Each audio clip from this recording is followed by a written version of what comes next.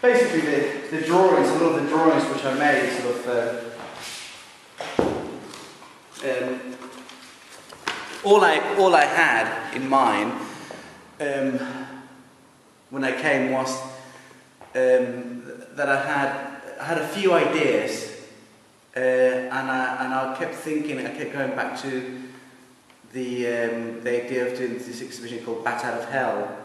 And initially the idea had come from a fridge magnet which I bought in Mexico of a bat. So there was going to be like a large painting of a bat.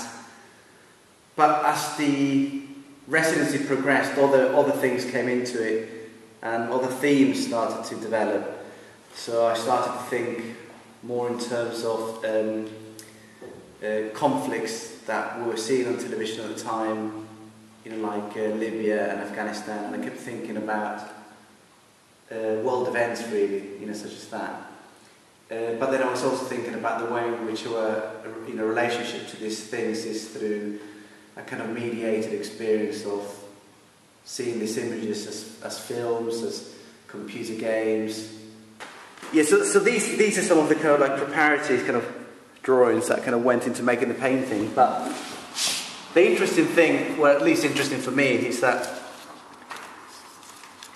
when you're making a painting, I have lots of little kind of hints, lots of little almost like mini experiments, where you're sort of trying things out. But none of them are ever the final painting. None of them are ever like a sketch of the final painting. And the final painting only happens when I make the final painting. Or a sketch with a tank that goes next to it. It's not exactly, but it's kind of, again, gives me an idea of what it's going to look like. And then I added these sort of symbols at the end, which are based on well, in fact, they're not based, they are copies of Barnett Newman painting called Jericho. And I like the way that the meaning of them flipped. They kind of almost became like symbols, slightly sort of even aggressive looking symbols.